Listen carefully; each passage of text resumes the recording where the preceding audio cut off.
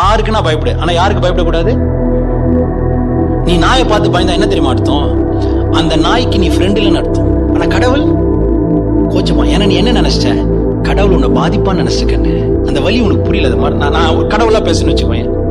ஒரு நாயை பார்த்து ஏன் பயந்த? ஏன்னா நாயால உனக்கு ஒரு டேமேஜ் நம்பிட்ட. புடிங்கி வச்சிருமோ, கடிச்சு வச்சிருமோ, பூரி வச்சு, புரியுதாமா? நாய்க்கு பயந்தாலே அங்க அர்த்தம் என்ன? நாயால உனக்கு ஒரு பேட் எஃபெக்ட் இருக்கு நம்பிட்ட. அப்ப நீ கடவுளுக்கு பயந்தா, நீ கடவுளை பார்த்து பயந்தா, நீ செய்யற பயம் கடவுளுக்கு நல்லது இல்லடா, கடவுளுக்கு அசிங்கட்டா. ஏன்னா அவரை பார்த்து நீ பயந்தனா, அவரால் உனக்கு கெடுதல் நீ நம்பிட்ட. அவரால் உனக்கு கெடுதல் சாவர வரைக்கும் என்னைக்குமே கிடையாது, செத்தாலும் கிடையாது. Please understand. நீ கொஞ்சம் புரிஞ்சுக்க எனக்காக, கொஞ்சம் ரிக்வெஸ்ட் பண்ற, புரியுதான்னு பாக்குறதுக்காக. என் வெறி உனக்கு புரியாது கண்ணு. உண்மையான கடவுள் உணரலன்னா உனக்கு சொல்லிடுவேன் என் சக்கரா பக்கரான்னு. வேற மேட்டரா நீ? அவனை நீ உள்வாங்கினாலா எவ்வளவு பெரிய ஆளு.